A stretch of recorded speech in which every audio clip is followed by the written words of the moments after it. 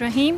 आज हम जो है YTA के प्लेटफॉर्म पे यहाँ पे जो हमारे जमा होने का ये मकसद है कि जो हमारी डॉक्टर कम्युनिटी है उसके साथ जो ज़्यादतियाँ हो रही हैं तो उसकी वजह से हमारी ये नौबत ये नौबत पहुँची है कि हम लोग आज सड़क पे आके खड़े हुए हैं। हम जो है बज़ाते जो हमारी ये ख्वाहिश हमारे पेरेंट्स की भी यही होती है कि हमारे बच्चे पढ़ लिख कर जो है डॉक्टर बने, आगे जाके इंजीनियर बने, इस तरह के जो है हाई क्वालिफाइड बन के वापस हमारे जो है इलाके में दोबारा सर्व करने के लिए आए। तो हम भी उन्हीं में से हैं कि हमने इतनी मेहनत की, MBBS किया, फिर हमने जाके दिन रात जला के MBBS कंप्लीट करके हम अपने इलाकों में वापस आए सर्व करने के लिए।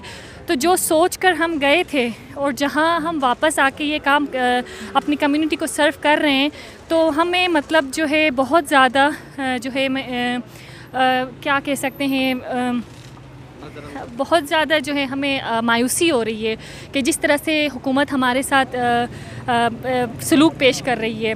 जो हमारे मुतालबात है, ऐसा कोई मुतालबा नहीं है जो नाजायज़ मुतालबा हो, हम कोई नाजायज़ मुतालबा नहीं कर रहे। हमारे बस यही मुतालबात हैं कि हमने यहाँ पे अपने ही इलाके में आके 1-2 साल से ज़्यादा हमने सर्विसेज अपनी सरअंजाम दी हैं। तो इसके एवज़ हमें इतना ही करें, या तो फिर हमें ये रेगुलर जो है रेगुलराइजेशन एक्ट के तहत हमें रेगुलर करके डेपुटेशन पे हमें फ़र्दर स्टडीज़ के लिए आगे भेजें ताकि हम वापस जो है एक स्पेशलिस्ट बन के दोबारा अपनी इसी कौम को इससे ज़्यादा बेहतर अंदाज़ में, अच्छे अंदाज़ में इनको अपनी सर्विसेज प्रोवाइड कर सकें।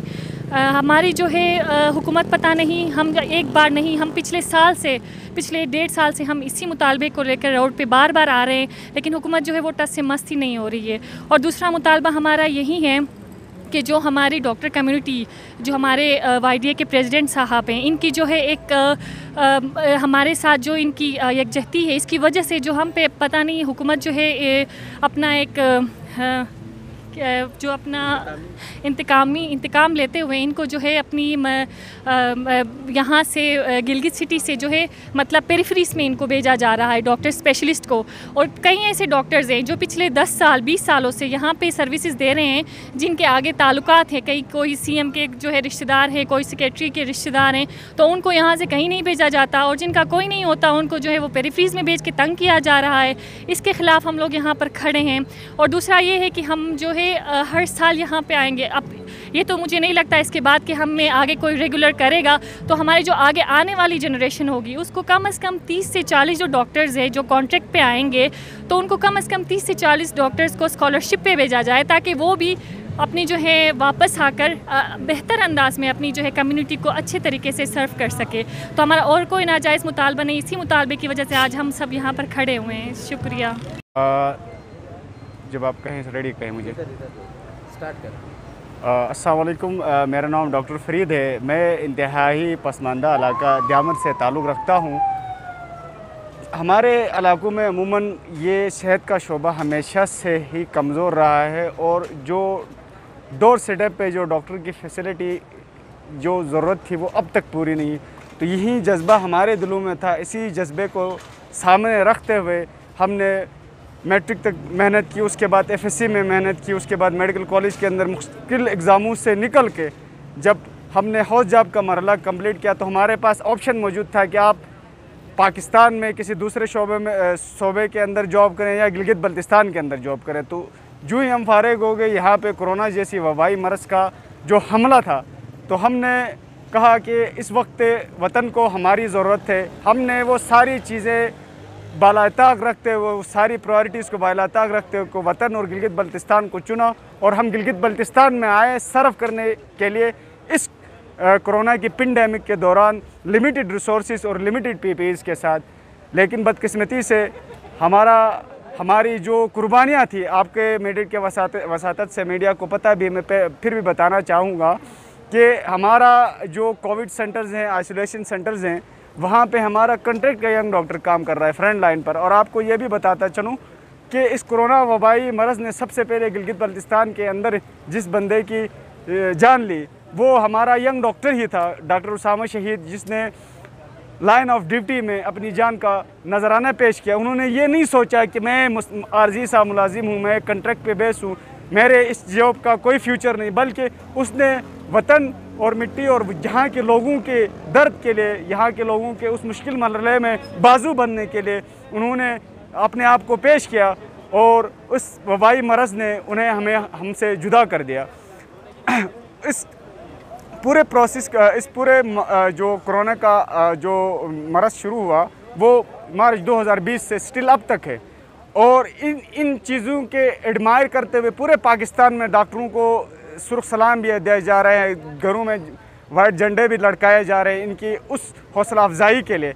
लेकिन जिस तरीके से पूरे पाकिस्तान में डॉक्टरों को मराहत दी गई, उनमें सबसे पहला था कि वहाँ पे उनके पास टीचिंग हॉस्पिटल्स हैं, ट्रेनिंग कर रहे हैं, स्पेशलाइजेशन कर रहे हैं। हमारे गिलगित बल्तिस्तान में बदकिस्मती से कोई भी टीचिंग हॉस्पिटल नहीं है। हमारी जो डिमांड थी वो ये डिमांड नहीं है। पिछले 1 साल से हम इस चीज़ के लिए कोशिश कर रहे हैं। उनमें सबसे बड़ा मसला हमारी रेगुलाइजेशन का मसला है। रेगुलाइजेशन का मसला इसलिए सबसे बड़ा मसला है क्योंकि हमारे तकरीबन 100 से ज़्यादा डॉक्टर्स पार्ट 1 स्पेशलाइजेशन का जो दाखिले के लिए इम्तिहान ज़रूरी होता है वो पास करके इंतज़ार कर रहे हैं। और इनकी हददर्मी या इनको कहें कि नासमझी कहें कि वो उस एक्ट के रास्ते में मुख्तलिफ़ किस्म के मुश्किलात प्रोड्यूस करके उस एक्ट को प्रोसीड होने में रोका जा रहा है। तो हमारी ये दरख्वास्त है कि हमारी इन कुर्बानियों को मद्देनज़र रखा जाए और हमारे एक्ट को फॉर एमरजेंसी बेसिस पे असम्बली से पास करके डॉक्टरों को मुस्तकिल किया जाए, मुस्तकिल करके उन्हें ट्रेनिंग पे भेजा जाए। जैसे कि आप लोगों को पता है कि हम एहतिजाज में हैं इस वक्त, ये इसकी रीज़न मैंने आपको बल्कि शुरू से सारे डॉक्टर्स बता रहे हैं कि हमारे 3 मुतालिबात हैं।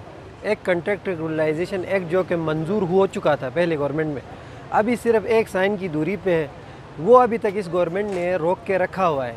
ये गवर्नमेंट चाह रही है कि हम FPSC में सीट्स क्रिएट करके ये प्रोसेस बहुत लंबा होना है, तकरीबन 3 साल लगने। तब तक क्या मैं एज ए डॉक्टर जो है वो कंट्रैक्ट पे काम करूं? सवाल ये पैदा होता है। इतने साल से कुछ लोग 2 साल से, कुछ 3 साल से कंट्रैक्ट पे काम कर रहे हैं और हमारी हैसियत कंट्रैक्ट की आपको पता है, जब कंट्रैक्ट पे कोई काम करता है उसकी कोई हैसियत नहीं होती, किसी भी टाइम उसको टर्मिनेट करते हैं। पे जो उनकी है वो कभी 6-6 महीने तक डिले होती है, 3-3 महीने तक डिले होती है। तो सबसे पहला मुतालबा ये है। दूसरा मुतालबा ये है कि जब यहाँ से डॉक्टर्स FCPS स्पेशलाइजेशन का टेस्ट पास करते हैं तो फिर वो उन्होंने आगे जाना होता है, ट्रेनिंग करनी, स्पेशलिस्ट बनना होता है। वो हमारे यहाँ पे टीचिंग हॉस्पिटल नहीं होने की वजह से पंजाब वगैरह में जाते हैं, तो उसके लिए इन्होंने कहा था कि हम वजीफ़ा ऐलान करेंगे। अभी तक वजीफ़ा ऐलान नहीं होने की वजह से बहुत सारे डॉक्टर्स एज ए MO काम कर रहे हैं अभी तक स्पेशलाइजेशन के लिए। हालांकि 40 बंदों ने हमने पास किया हुआ है, 40 से ऊपर बंदों ने FCPS, लेकिन ये इस पर अमल ना होने की वजह से इस तरह रुके हुए हैं। तीसरा हमारा जो मुतालिबा है वो जो विक्टिमाइजेशन के तौर पर ट्रांसफ़रियाँ कर रहे हैं अपनी मर्ज़ी से, हम इसके लिए कहते हैं प्रॉपर पॉलिसी होनी चाहिए। रोटेशन पॉलिसी के तहत आपने अगर उसको भेजना है 1 साल के लिए, 2 साल के लिए पेरिफ्रीज़ में, तो इसके लिए एक प्रॉपर पॉलिसी होनी चाहिए। ये नहीं कि विक्टिमाइजेशन के तौर पर आप किसी को ट्रांसफ़र करें। ये हमारे चंद मुतालिबात हैं। बाकी मुतालिबात तो ये है कि टीचिंग हॉस्पिटल यहाँ पे है नहीं, टर्शरी, वो तो इस गवर्नमेंट ने ख़ुद कहा है कि हम करेंगे। और उसके अलावा भी बहुत सारे इश्यूज़ हैं, लेकिन मैंने आप हमारे धरने का मकसद सिर्फ ये 3 चीज़ें हैं। टर्मिनेट किया जाता है, फिर आप क्या करें? जाहिर बात है टर्मिनेट किया जाता है तो अब कहीं जाके प्राइवेट हॉस्पिटल में 30-40 हज़ार रुपये में काम करेंगे, एटलीस्ट सुकून से तो काम करेंगे ना, इनकी तरह दर पदर तो नहीं फिरेंगे। 10 मरीज़ देखेंगे, सुकून से देखेंगे। यहाँ पे इनके कॉन्ट्रैक्ट पे 300-300 मरीज़ हम देखते हैं। पर मैंने लास्ट OPD की थी, कोई 600-700 मरीज़ देखे 1 महीने में, ठीक है। वहाँ पे हम 10 मरीज़ देखेंगे सुकून से। मौजूद है, मैं आप सबका तहे दिल से मशकूर हूँ कि आपने अपने कीमती वक्त में से टाइम निकाल के यहाँ पे हमारे दरमियान आए और हमारे इश्यूज में दिलचस्पी